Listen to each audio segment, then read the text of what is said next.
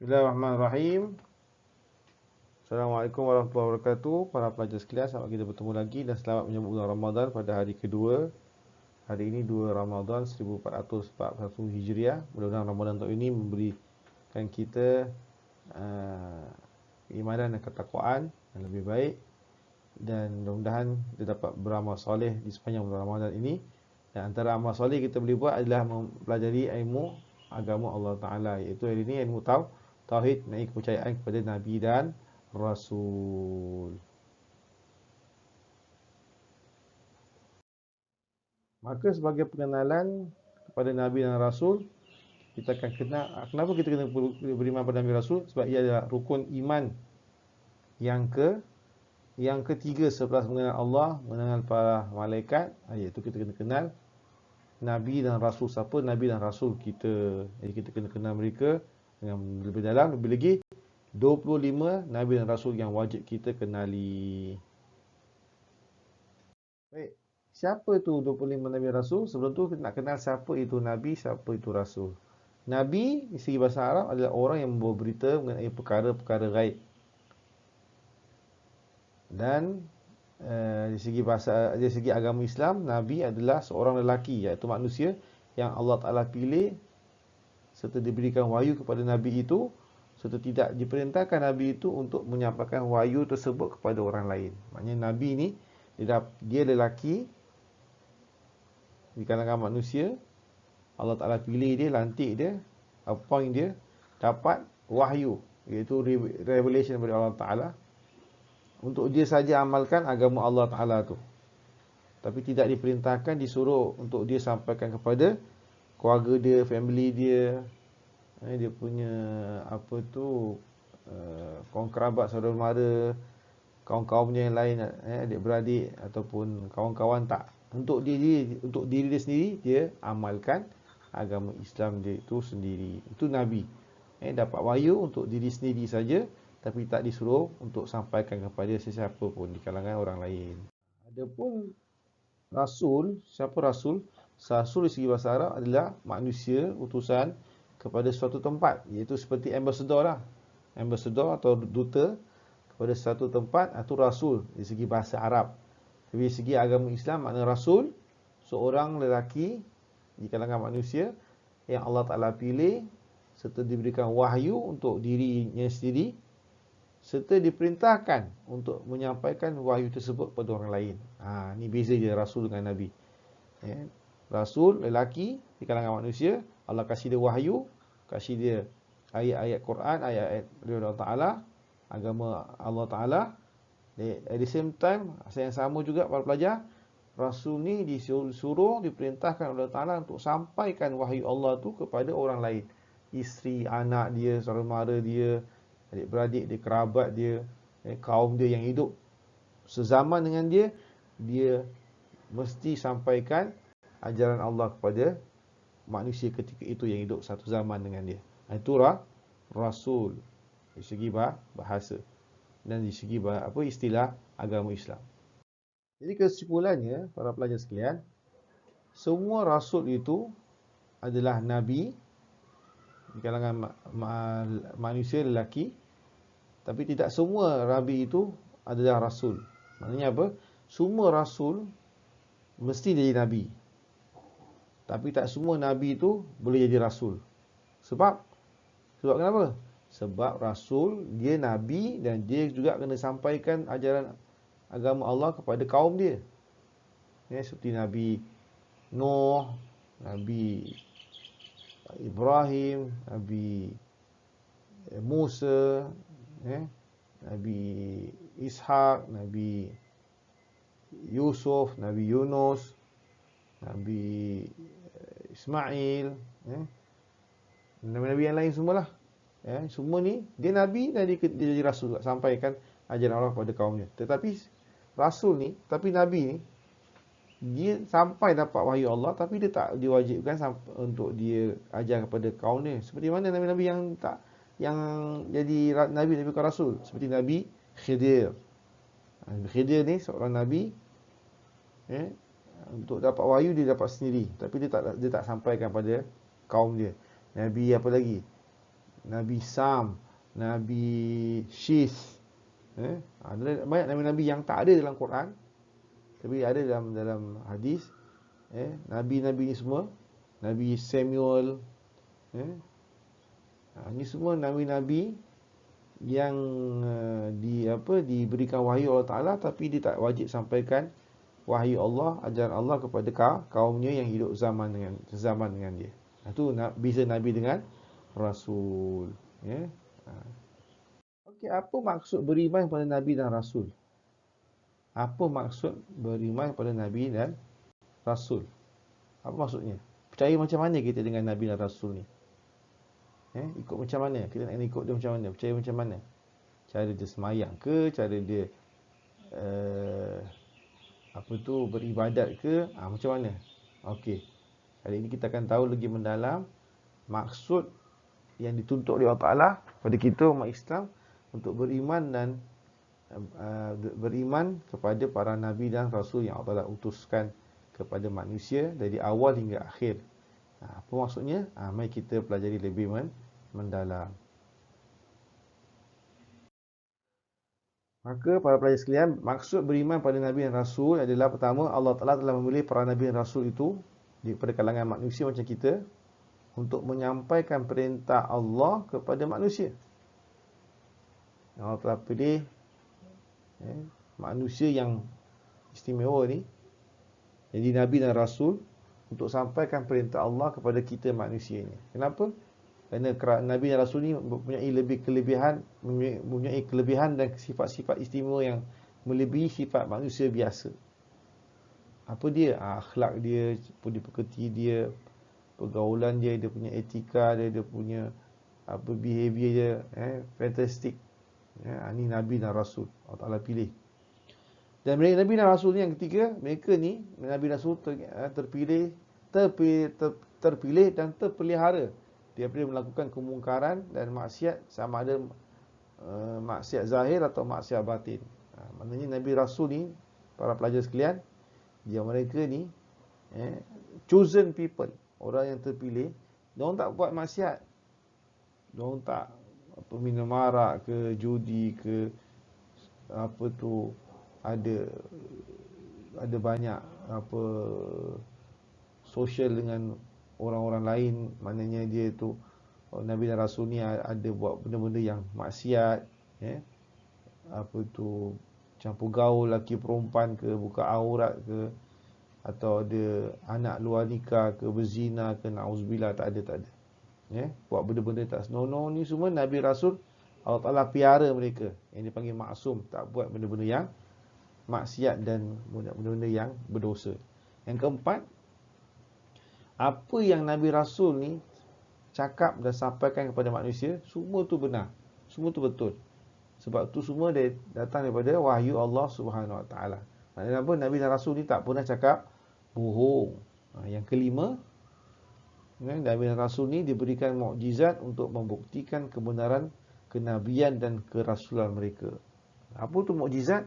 Suatu perkara yang kita akan belajar lagi mendalam, satu bukti, satu evidence, miracle yang mengatakan mereka ni adalah utusan Allah Ta'ala. Mereka betul-betul nabi dan rasul yang Allah Ta'ala utuskan. Allah Ta'ala send them to the people zaman mereka dulu. Itu dia kehebatan nabi dan rasul. Mereka ada mukjizat, dan setiap nabi ada mukjizat yang berbeza, masing-masing ada mukjizat yang berbeza. Baik, bapak-bapak sekalian, kenapa Allah Ta'ala pilih rasul daripada kalangan jenis kita, seperti kita manusia? Kenapa? Apa sebabnya? Kenapa tak pilih jin ke, malaikat ke, atau makhluk-makhluk yang lain yang special sebagai rasul kita, sebagai manusia, untuk manusia? Kenapa nak Allah Ta'ala ciptakan jenis kita juga manusia sebagai orang yang dinamakan rasul, pilihan Allah Ta'ala, sampaikan ajaran Allah, agama Allah kepada kita manusia? Kenapa? Kerana pertama, manusia adalah makhluk Allah Ta'ala yang dimulakan Allah Ta'ala daripada sekalian makhluknya yang lain. Allah sebut dalam Quran, walaqad karramna bani Adam, sesungguhnya kami telah memuliakan anak Adam, iaitu manusia. Jadi manusia adalah makhluk Allah yang paling mulia di sisi Allah, melebihi malaikat, melebihi jin dan syaitan dan sekalian makhluk. Kenapa? Sebab kita manusia ada dua elemen, elemen malaikat, elemen syaitan. Kita boleh buat baik, kita boleh buat jahat. Adapun malaikat ni buat baik aje, buat jahat dia tak ada rasa nak buat jahat. Adapun syaitan ni buat jahat je, nak buat baik tak nak. Kita ada dua-dua. Jadi kalau kita ikut apa perintah Allah, kita macam malaikat, Allah muliakan kita lebih daripada malaikat. Kalau kita langgar perintah Allah, kita lebih teruk daripada syaitan, sebab kita ada akal tapi kita ikut syaitan punya cara pula. Kita lebih teruk daripada syaitan. Sebab tu manusia adalah makhluk Allah yang paling mulia. Yang kedua, menurut peraturan Allah Ta'ala, alam ni semua makhluk Allah ada ketua, ada chief, ada pemimpin dia. Jadi manusia yang paling layak nak memimpin manusia adalah manusia yang bernama Rasul. Sebab tu Rasul Allah Ta'ala ciptakan, Allah Ta'ala lantik di kalangan manusia juga, lelaki. Kenapa? Supaya senang manusia lain nak ikut, nak imitate, nak dipanggil cultivate, ikut contoh cara hidup para nabi dan rasul. Sebab tu rasul diciptakan di kalangan manusia juga, bukan di kalangan makhluk Allah Ta'ala yang lain, yang bukan manusia. Ketiga, agar lebih mudah untuk rasul itu mengajar hukum hakam Allah kepada umatnya dan beri contoh teladan yang baik kepada mereka. Supaya rasul tu di kalangan manusia senang nak ajar tentang hukum Allah Ta'ala, tentang hukum ibadat, hukum pergaulan, sosial, hukum ekonomi, hukum jual beli, hukum berpolitik, hukum mengenal Allah, hukum berkahwin dan sebagainya. Rasul senang nak ajar kepada umat dia, dan memberi contoh dengan baik, sebab dia sendiri manusia. Itu senang. Kalau dia bukan manusia, susah. Contoh malaikat bukan manusia. Malaikat tak kahwin, tak makan, tak minum. Macam mana malaikat nak ajar manusia cara berkahwin, cara makan minum? Malaikat tak ada nafsu nak makan minum. Jadi maka rasul di kalangan manusia lah yang paling sesuai jadi pemimpin manusia. Yang keempat, lebih mudah untuk manusia itu mempercayai kerasulan mereka, iaitu kerasulan para rasul melalui mukjizat yang dikurniakan Allah kepada mereka.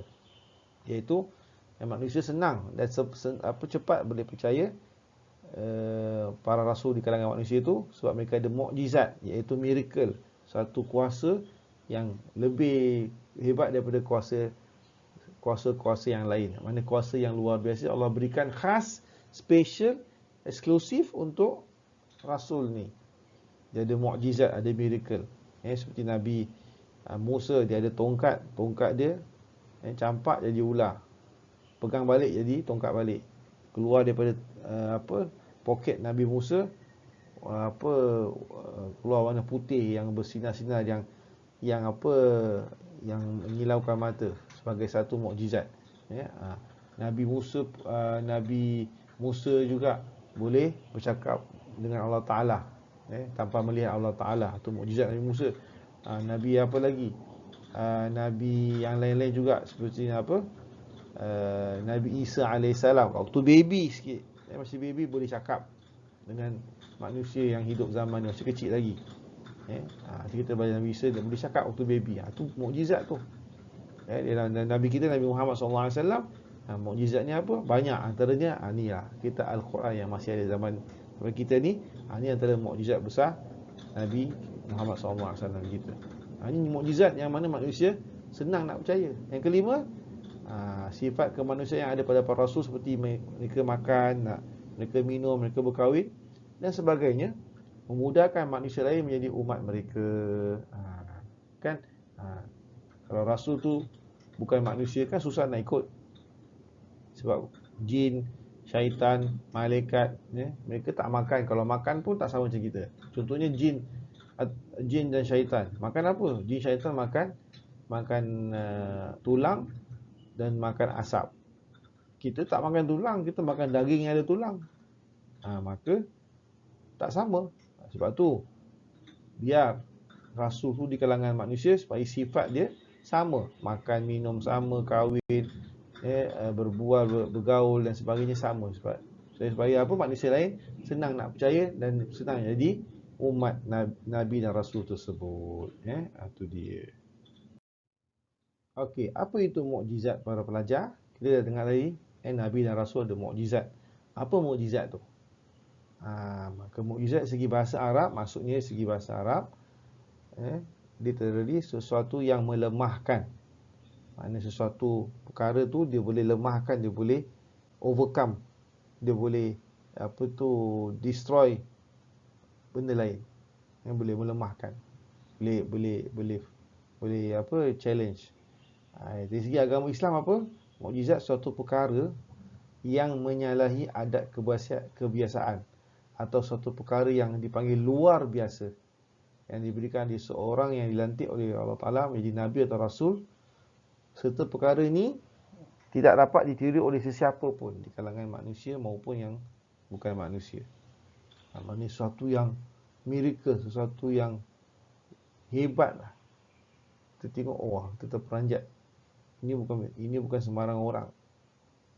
Contoh Nabi kita, Nabi Muhammad SAW, pernah satu ketika kaum Quraisy di Mekah tanya Nabi, kalau kau betul Nabi, kau belah bulan ni, moon, aku nak tengok. Kalau kau belah, moon ni boleh jalan separuh kat tangan kau, separuh kat tangan sebelah kanan, separuh kat tangan kiri, dan boleh cantum balik. Kita orang Quraisy Mekah ni yang sekarang tak beriman pada kau wahai Muhammad, kita akan masuk Islam, akan beriman. Nabi pun dengan perintah Allah, dengan izin Allah, minta bulan terbelah dulu, terbelah dua, betul, bulan terbelah dua, betul. Dan surah Al-Qamar, kalau pelajar buka surah Al-Qamar ada cakap, wansyaqqal qamar, surah Al-Qamar tu, apabila bulan terbelah. Maka bila terbelah bulan tu jalan sebelah kanan Nabi, sebelah kiri tangan Nabi. Orang Quraisy, Abu Lahab semua, Abu Jahal semua nampak, betul lah. Tapi mereka tu tak beriman. Tapi itu bukan benda yang kita panggil black magic ke sihir, tak. Itu mukjizat. Nabi tak buat benda-benda sihir. Nabi buat benda-benda yang mukjizat yang Allah Ta'ala kasih, berikan, kurniakan khas untuk para Nabi. Itu di antaranya. Seterusnya, tujuan mukjizat. Apa tujuan mukjizat Allah Ta'ala turunkan untuk para Nabi dan Rasul? Pertama, nak membuktikan pada manusia bahawa Nabi dan Rasul itu adalah sebenar-benar Nabi dan sebenar-benar Rasul yang Allah Ta'ala lantik dan utuskan kepada mereka. Kedua, untuk mengatasi dan mengalahkan kekuatan umat masing-masing di zaman mereka. Maknanya apa? Zaman masing-masing ada macam-macam kekuatan masing-masing. Contoh zaman Nabi Musa ada kekuatan black magic, ilmu sihir. Banyak orang-orang terdekat Raja Fir'aun di Mesir waktu tu, orang-orang yang jadi penasihat dia banyak yang ahli sihir, sorcerer, ahli sihir yang hebat-hebat.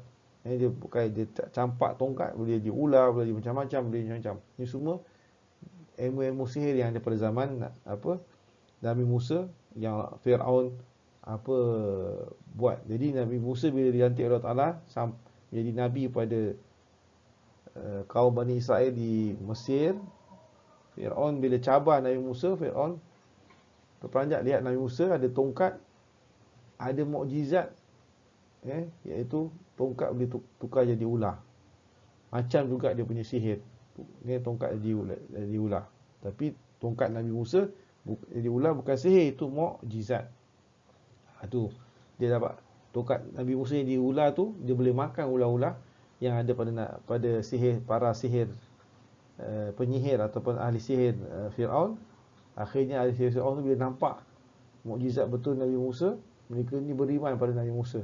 Dan Fir'aun marah, kenapa kau beriman dengan Nabi Musa, kau tak beriman dengan aku?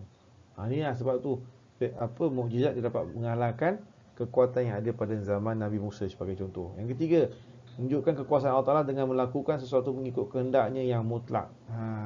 Mukjizat ni adalah satu kekuasaan Allah Ta'ala yang Allah Ta'ala nak berikan kepada manusia mana-mana. Dengan kehendak dia yang mutlak. Mana kehendak Allah, Allah punya suka apa nak buat. Contohnya mukjizat Nabi Isa alaihissalam. Nabi Isa alaihissalam lahir tak ada bapa, tak ada ayah. Terus lahir ada mak je. Ini kenapa? Satu mukjizat Allah Taala nak tunjukkan kuasa Allah Taala kepada manusia boleh lahir tanpa mak dia kahwin. Maknanya Siti Maryam alaihissalam, ibu Nabi Musa, tidak pernah berkahwin. Terus dah mengandung, hamil, dapat Nabi Musa. Ini mukjizat Allah Taala berikan kepada Nabi Isa alaihissalam. Lahir dengan kehendak Allah Taala yang mutlak. Contoh. Keempat, mencabar keupayaan manusia yang bergantung kepada sihir. Sihir macam zaman Nabi Ibrahim ada sihir.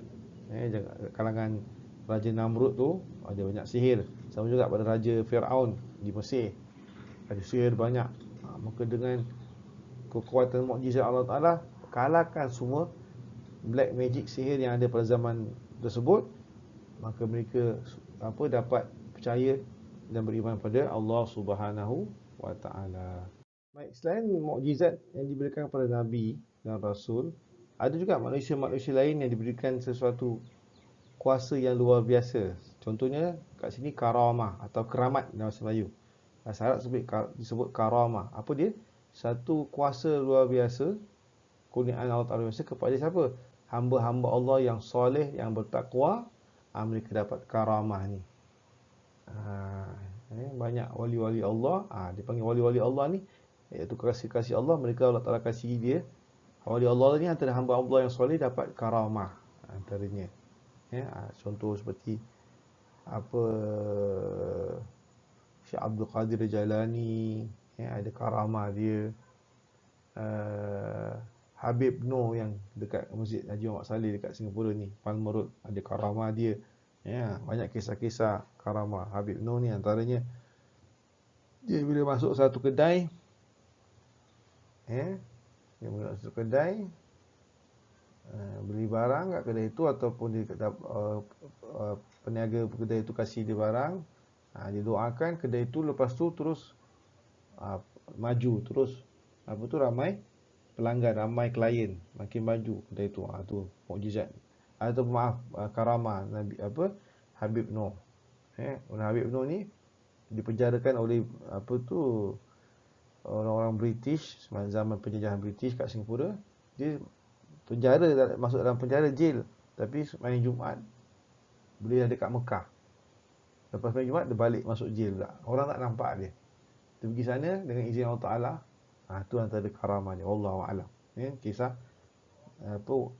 karamah para nabi dan para aulia. Itu karamah. Yang kedua, istidraj. Ni istidraj ni terbalik. Kuasa luar biasa yang diberikan kepada orang kafir dan fasik. Orang kafir, fasik. Fasik tu apa? Orang Islam tapi suka buat dosa besar. Allah kasih dia macam black magic jugalah, macam kuasa juga. Agar apa? Agar orang-orang ni semua jauh daripada Allah Ta'ala. Bila jauh daripada Allah Ta'ala, banyak dosa. Bila masuk neraka, Allah Ta'ala akan siksa mereka dengan siksa yang sangat pedih, sangat besar. Sebab apa? Besar betul dia punya dosa. Begitulah Allah Ta'ala balas. Allah Ta'ala kasih dia ni semua, istidraj ni, bukan suka-suka tak. Allah Ta'ala kasih, tapi Allah tak nak balas. Kenapa? Sebab orang-orang semua ni tak beriman pada Allah Ta'ala, tak bersyukur pada Allah Ta'ala. Allah Ta'ala kasih, dia minta. Orang kafir contohnya, dapat macam-macam kekayaan, macam-macam keistimewaan, macam-macam ilmu hitam dan sebagainya. Dia amalkan, dia berjaya dapat ni semua. Contohnya di akhir zaman ada Dajjal. Dajjal ni kafir lah. Sebab kat atas dahi Dajjal tulis kafaro, kafa dengan roh, kafir. Dajjal dia istidraj, dia boleh hidupkan orang yang mati, matikan orang yang hidup. Orang kat kubur dia boleh hidupkan. Dia boleh paksa orang supaya sembah dia. Siapa tak sembah dia, nanti dia bunuh ataupun dia matikan. Ni Dajjal ada kuasa ni. Tapi bagi siapa yang beriman pada Allah Ta'ala, dia akan terselamat. Allah Ta'ala kasih ni kepada Dajjal kenapa? Supaya Dajjal dapat dosa yang banyak, nanti Allah seksa dia. Sama juga dengan orang kafir dan orang fasik, dengan orang Islam yang mengamalkan amalan-amalan yang syirik atau yang khurafat. Allah Ta'ala kasih dia kuasa ni yang luar biasa. Tapi Allah Ta'ala kasih siksa dia di akhirat nanti. Dan yang ketiga, ihana, iaitu pemberian Allah Ta'ala kepada manusia dengan tujuan menghinanya. Kenapa? Contohlah pernah berlaku lepas zaman Rasulullah SAW. Nabi kita meninggal dunia, wafat. Zaman Khalifah Sayyidina Abu Bakar, ada seorang lelaki yang dia dia claim, dia dakwa diri dia nabi juga macam Rasulullah. Padahal Rasulullah ni nabi akhir zaman, dah tak ada nabi lagi lepas tu. Tapi dia kata dia nabi. Nama dia Musailamah Al-Kazzab. Musailamah the liar. Musailamah pembohong. Dia kata Musailamah ni, aku pun macam Muhammad, dia kata. Macam Nabi Muhammad, aku pun ada mukjizat. Pada satu ketika dia nak ubatkan, sembuhkan mata orang yang hampir buta, nak dekat buta. Konon-konon dia baca lah ayat Quran ke apa, tapi dia buat satu yang salah, makin buta orang tu, mata dia makin teruk pula. Ini satu penghinaan Allah Ta'ala kepada Musailamah Al-Kazzab ni, maknanya ihana. Kemudian kita tak termasuk dalam na'udzubillah. Para pelajar sekalian, ini 25 orang Nabi dan Rasul yang diwajib kita kenali sebagai umat Islam. Mula dari Nabi Adam sampai ke Nabi akhir zaman, iaitu Nabi kita Nabi Muhammad sallallahu alaihi wasallam. Iaitu Nabi Adam, Nabi Idris, Nabi Nuh, Nabi Hud, Nabi Saleh, Nabi Ibrahim, Nabi Lut, Nabi Ismail, Nabi Ishaq, Nabi Yaqub, Nabi Yusuf, Nabi Ayyub, Nabi Zulkifli, Nabi Shu'aib, Nabi Musa, Nabi Harun, Nabi Dawud, Nabi Sulaiman, Nabi Ilyas, Nabi Ilyasa, Nabi Yunus, Nabi Zakaria, Nabi Yahya, Nabi Isa alaihimus salatu wassalam, dan akhir khatimul anbiya Nabi Muhammad sallallahu alaihi wasallam. Seterusnya para pelajar, kita akan belajar pada muka surat 59 hingga 62, pelajaran tentang sejarah para nabi, iaitu hari ini Nabi Adam alaihi salam. Siapa Nabi Adam? Kita akan pelajari tentang sejarah baginda. Bismillahirrahmanirrahim. Sejarah ringkas kehidupan Nabi Adam adalah makhluk pertama di kalangan makhluk Allah yang diciptakan daripada tanah. Itu Nabi Adam. Nabi Adam adalah manusia pertama yang Allah Ta'ala jadikan dia penghuni syurga. Jadi Nabi Adam bila dia ciptakan daripada tanah, Nabi Adam diciptakan dari syurga, tinggal kat syurga. Dan Nabi Adam juga adalah Nabi yang pertama dilantik sebagai Nabi dan sebagai Khalifah Allah, iaitu pengganti Allah, seksa di muka bumi. Dan Nabi Adam ada isteri nama dia Siti Hawa, yang mana Siti Hawa ni diciptakan daripada tulang rusuk sebelah kiri Nabi Adam untuk jadi teman hidup Nabi Adam. Dan ringkaskan cerita, di dalam syurga Allah Ta'ala beri kebebasan kepada Nabi Adam dan isinya Siti Hawa untuk makan, minum apa-apa silakan. Tapi ada satu pohon nama dia Al-Khuldi, katanya Allah Ta'ala larang kepada Nabi Adam dan isinya Siti Hawa jangan makan. Kenapa? Allah Ta'ala nak uji, nak test ketaatan Nabi Adam dan isinya kepada perintah Allah. Itu dia kisah Nabi Adam. So, dalam syurga ni bukan Nabi Adam dan Siti Hawa je, dua manusia yang tinggal dalam syurga. Ada makhluk-makhluk lain tinggal syurga. Antaranya malaikat-malaikat, antaranya ada nama dia Iblis. Iblis ni makhluk Allah yang Allah ciptakan daripada api.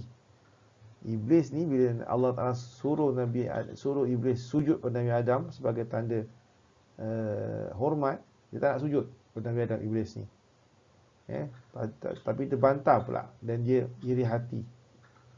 Maka Iblis ni iri hati dan dia tak nak dengar cakap Allah. Allah Ta'ala marah, Allah Ta'ala murka, Allah Ta'ala halau keluar, usir Iblis keluar daripada syurga.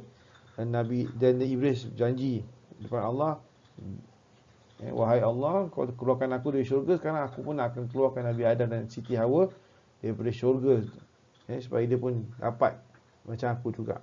Aku nak akan tipu mereka. Allah kata, kau nak tipu Nabi Adam, kau tipu lah. Tapi kalau Nabi Adam dengan cakap aku, dia akan selamat. Akhirnya Iblis berjaya tipu Nabi Adam dan isteri dia Siti Hawa. Tipu. Dia kata, makanlah buah kurma al-khuldi ni.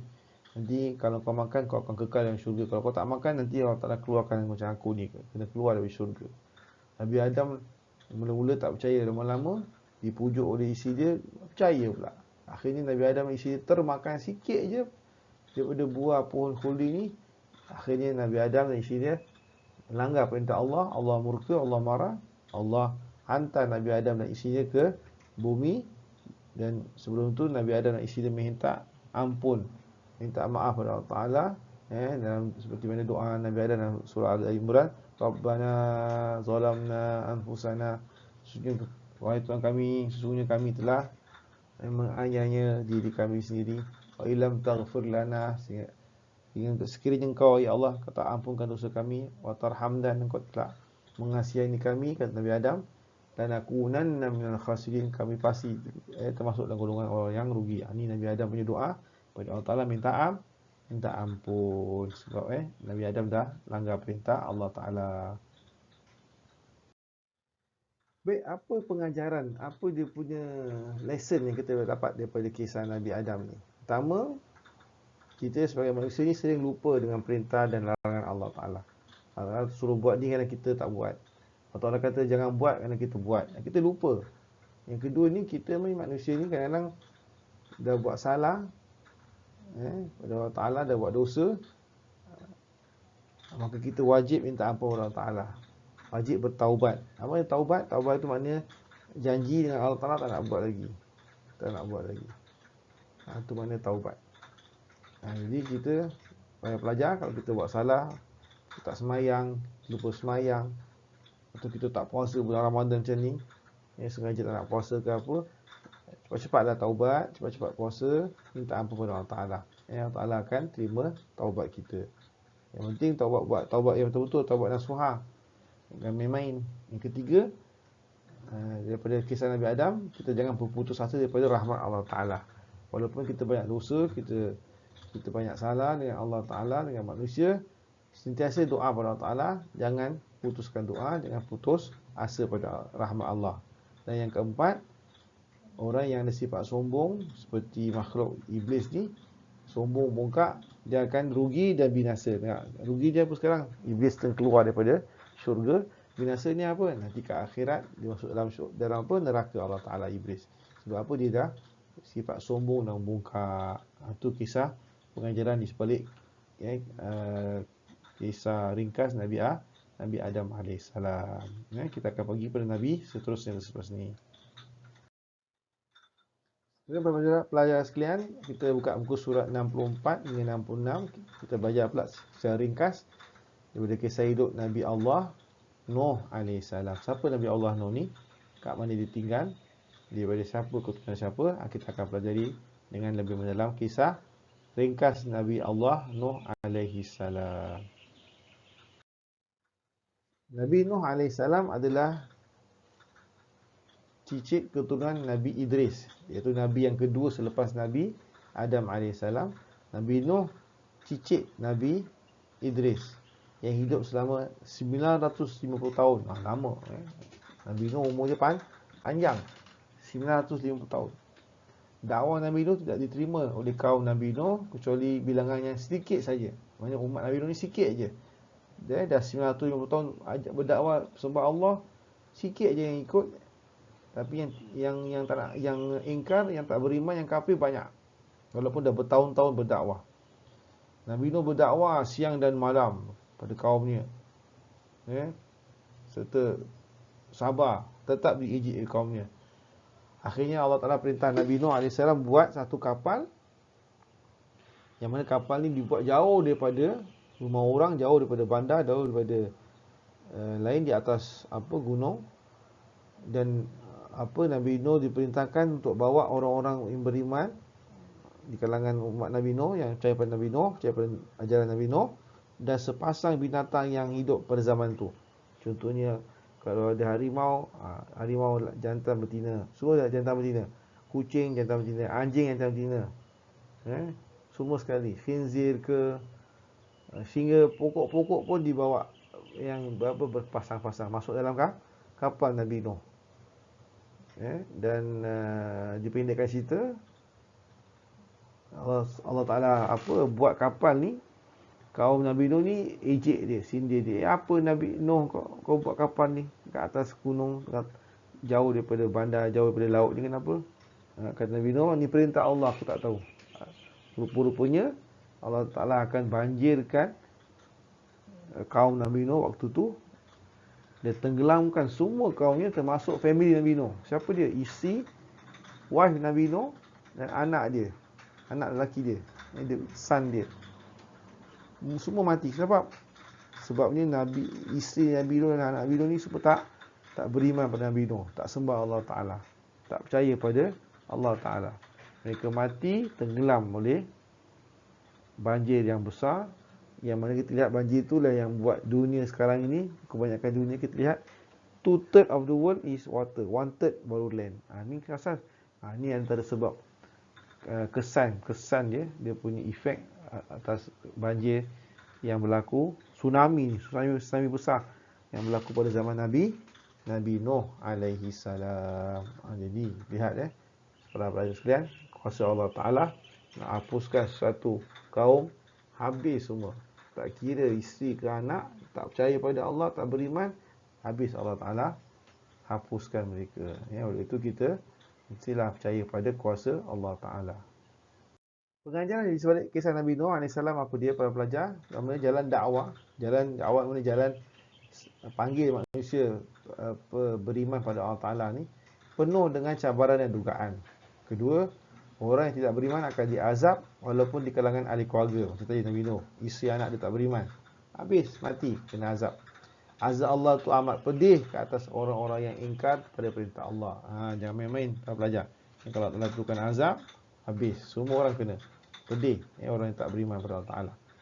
Yang keempat, sifat sombong dan murka boleh bawa kecelakaan dan kebinasaan. Tengok kaum Nabi Nuh, sombong, tak nak beriman pada Nabi Nuh, dan bongkak, menghina Nabi Nuh pula. Nuh ni kau buat apa kapal ni? Tak ada laut, jauh daripada bandar. Kau nak buat apa ni? Siapa suruh kau buat ni semua? Tuhan kau. Mana Tuhan kau? Sombong, bongkak. Akhirnya mereka mati tenggelam dengan perintah Allah Ta'ala. Ini dia. Jangan kita sifat sombong, sifat bongkak ni bukan sifat manusia, ni sifat Allah Subhanahu Wa Ta'ala. Sifat manusia kena rendah diri dan merasa bersyukur dengan segala pemberian Allah Ta'ala. Itu pengajaran sebalik kisah Nabi Nuh. Kemudian Pak Raja kita masuk pada kisah Nabi Ibrahim alaihi salam. Pada muka surat 68 hingga 1, Nabi Ibrahim alaihi salam seorang nabi yang hebat di zamannya, yang beri contoh tauladan pada sekalian umat manusia selepas beliau. Kita ikuti sama-sama kisah ringkas sejarah Nabi Ibrahim alaihi salam sebagai pedoman hidup kita. Nabi Ibrahim alaihi salam para pelajar, seorang nabi dan rasul di kalangan ulul azmi, nabi-nabi yang hebat, yang utama. Lahir kepada bapanya yang bernama Azar, yang tinggal di Iraq, di kota namanya Babylon. Bapa Nabi Azar ni bisnes jual patung-patung berhala yang disembah oleh orang ketika itu. Di zaman Nabi Ibrahim ada raja yang zalim namanya Namrud. Raja ni suka menyiksa kaumnya. Dan Nabi Ibrahim masa kecil tak pernah dia sembah berhala. Walaupun bapa dia sembah berhala, buat berhala, jual berhala untuk manusia sembah, Nabi Ibrahim tak pernah sembah berhala. Nabi Ibrahim bila mendapat wahyu Allah Ta'ala, Nabi Ibrahim berdakwah kepada ayah dia dulu sebelum berdakwah kepada kaumnya, itu sembah pada Tuhan yang satu, iaitu Allah Subhanahu Wa Ta'ala. Tapi sayang bapaknya pun tak nak terima dakwah Nabi Ibrahim alaihi salam. Sayang sekali. Seterusnya, apabila Nabi Ibrahim telah berdakwah kepada kaumnya untuk sembah kepada Allah Ta'ala Tuhan yang satu, Nabi Ibrahim pernah masuk satu tempat sembahan berhala di zaman Nabi Ibrahim, tempat sembahan Raja Namrud, kuil dia, temple dia. Nabi Ibrahim pecahkan berhala yang besar sekali tu. Dan Nabi Ibrahim letakkan apa? Kapak kat tangan berhala tu. Apabila Raja Namrud dan juga kaumnya nampak, mereka tanya siapa yang buat ni semua. Akhirnya mereka teringat ada orang nama dia Ibrahim, dia tak suka kita sembah berhala. Akhirnya Nabi Ibrahim ditangkap dan Raja Namrud nak bakar hidup Nabi Ibrahim sebab marah, hancurkan ataupun pecahkan patung berhala Raja Namrud. Nabi Ibrahim dah dicampak ke dalam api dengan izin Allah Ta'ala. Api tu jadi sejuk dan selamat kepada Nabi Ibrahim dengan perintah Allah Ta'ala sebagai mukjizat. Maknanya api tu tak dibakar. Dan Quran sebut dalam surah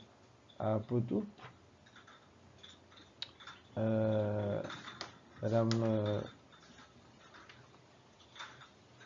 surah Nabi Ibrahim, iaitu surah Al-Anbiya ayat 69. Allah tersebut, Qulna ya naru kuni bardan wa salaman ala Ibrahim.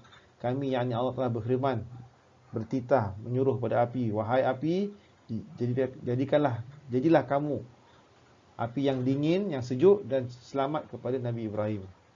Jadi api itu sejuk, selamat kepada Nabi Ibrahim AS. Dan kemudian kisahnya Nabi Ibrahim, para pelajar sekalian, adalah Nabi Ibrahim ada diperintahkan Allah Ta'ala untuk sembelih anaknya Nabi Ismail daripada isteri yang keduanya Siti Hajar sebagai ujian keimanan kepada Allah Ta'ala. Maka berlaku pada istiwa sembelihan Nabi Ismail ni, anak Nabi Ibrahim ni, ibadat korban yang kita selalu lakukan pada hari raya Aidil Adha, daripada peristiwa sembelihan anak ni Nabi Ismail lah. Yang ke-9, Nabi Ibrahim ada lagi satu anak daripada isteri pertamanya, Siti Sarah. Isterinya yang pertama ada anak lelaki, nama dia Nabi Ishaq alaihi salam. Itu dia. Pengajian seterusnya daripada kisah Nabi Ibrahim. Nabi Ibrahim adalah suri tauladan yang sempurna, role model dalam berkeluarga di semua aspek. Nabi Ibrahim sebagai anak, sebagai bapa, sebagai suami pada dua isteri, sebagai datuk pada cucu-cucu dan anak. Nabi Ibrahim juga adalah bapa para nabi dan rasul. Kenapa? Sebab daripada Nabi Ibrahim lah lahir nabi-nabi yang lain seperti Nabi Ismail, Nabi Ishaq, Nabi Yaqub, Nabi Yusuf, Nabi Musa, Nabi Ismail sampai Rasulullah SAW. Semua Nabi Ibrahim punya keturunan ni. Sebab tu daripada Nabi Ibrahim lah keturunan nabi yang lain semua lahir. Ketiga, penjelasannya adalah nilai keimanan tidak boleh diwarisi. Dan mana kita tak boleh dapat iman tu daripada mak kita, bapa kita, anak kita yang beriman. Kita sendiri kena cari iman, kita sendiri beramal soleh. Dan yang keempat, bangsa Arab adalah keturunan Nabi Ismail, sedangkan bangsa Yahudi adalah keturunan daripada Nabi Ishaq alaihi salam. Itu dia. Seterusnya kita akan pelajari tentang modul yang kelima, unit kelima, sejarah ringkas dan penjelasan dari kehidupan Nabi Musa AS. Siapa Nabi Musa ni? Di mana dia lahir? Apa mukjizat dia? Kita akan pelajari para pelajar dengan lebih mendalam. Ikuti bersama selepas ini. Baik para pelajar sekalian, Nabi Musa AS antara nabi-nabi yang dipanggil Ulul Azmi, nabi-nabi yang utama, lahir di negeri Mesir, diutuskan kepada kaum Bani Israel, iaitu yang bawa agama Yahudi. Diberikan pada Nabi Musa kitab suci Taurat. Dan Nabi Musa digerakkan sebagai Kalimullah, maknanya yang boleh bercakap-cakap dengan Allah Ta'ala direct, terus. Tapi Nabi Musa tak nampak Allah, cuma boleh cakap dengan Allah Ta'ala. Dan di zaman Nabi Musa ada satu raja nama dia Fir'aun, raja yang zalim.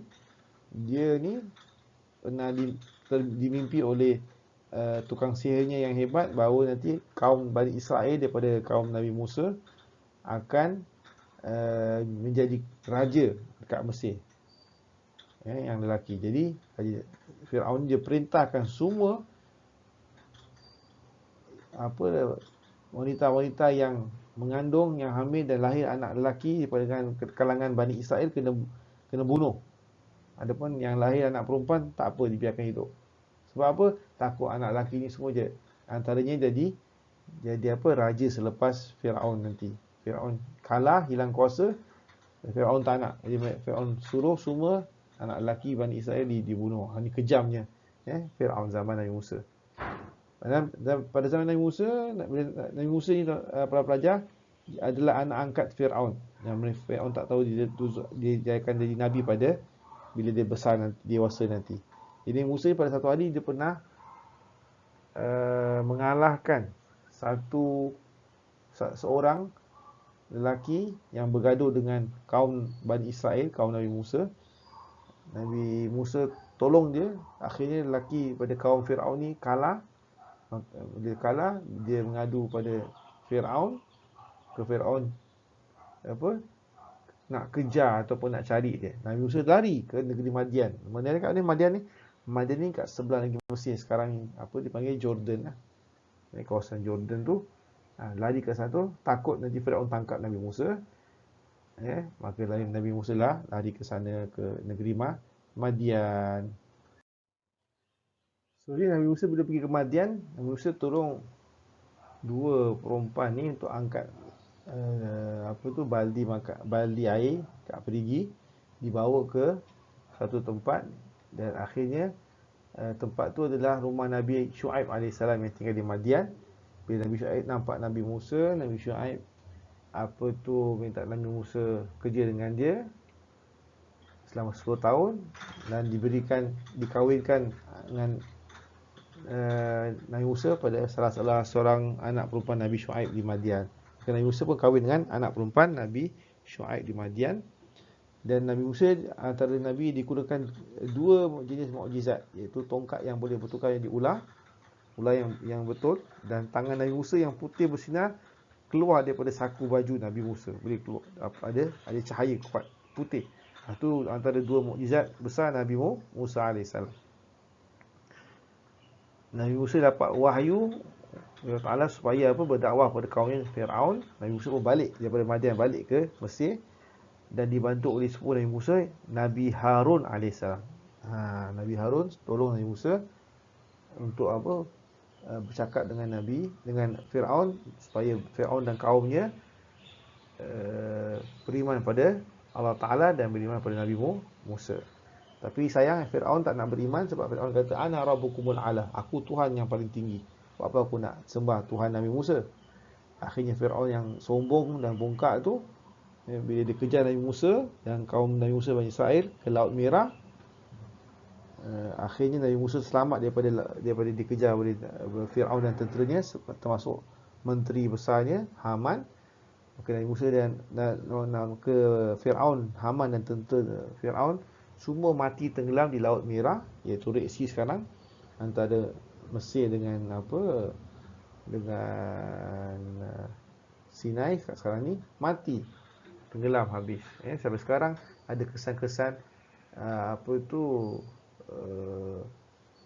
kereta-kereta perang, alat-alat perang zaman Firaun masih ada lagi kat dalam Red Sea ataupun Laut Merah di sana. Dan Allah Ta'ala telah tolak taubat Nabi Firaun bila Firaun kata aku dah bertaubat, amantu bi rabbi Musa wa Harun, kata Firaun dalam Quran. Aku sekarang nak beriman pada Tuhan Nabi Musa dan Tuhan Nabi Harun.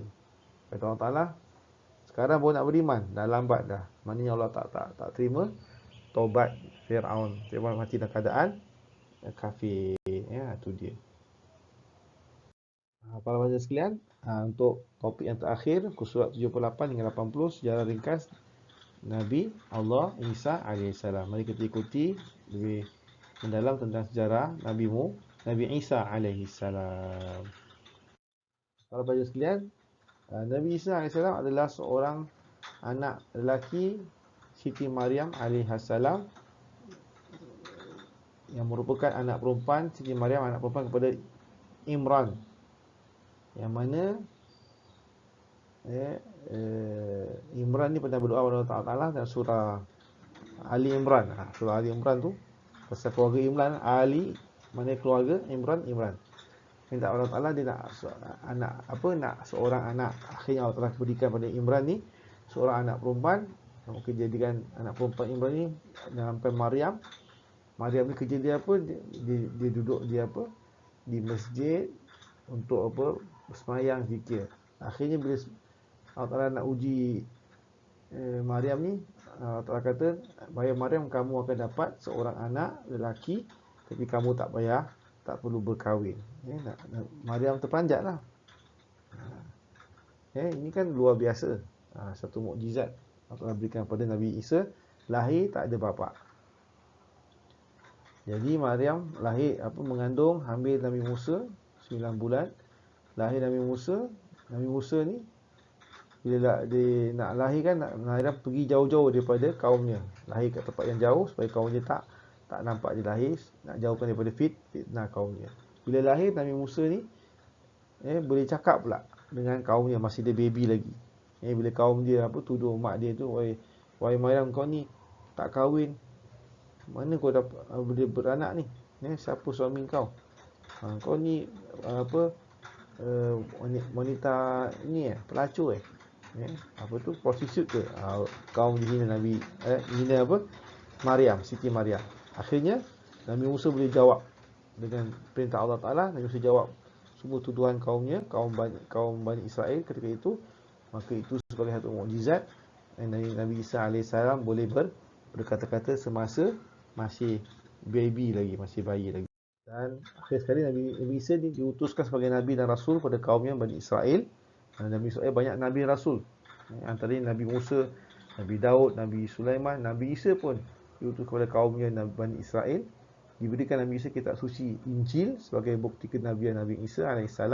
Injil ataupun Bible dipanggil New Testament bagi orang-orang agama Kristian.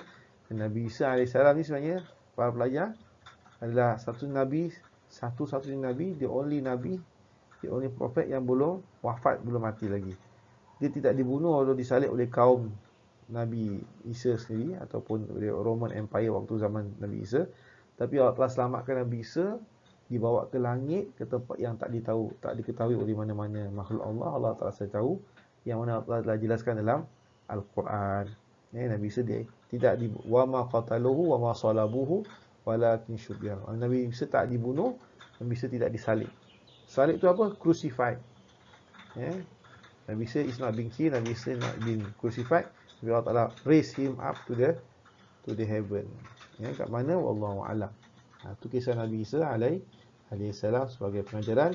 Nabi Isa akan turun balik nanti di akhir zaman menjadi pengikut umat Nabi Muhammad sallallahu alaihi wasallam. Dia akan berkahwin dan akan wafat. Allah. Begitulah para pelajar sekalian, kita dah pelajar pelajaran yang agak panjang bila kisah para nabi dan rasul, mukjizat dan beberapa nabi-nabi contoh. Maka sila jawab soalan yang ustaz berikan dan hantarkan secepat mungkin. Sekian. Assalamualaikum warahmatullahi wabarakatuh. Kita bertemu pada minggu yang akan datang.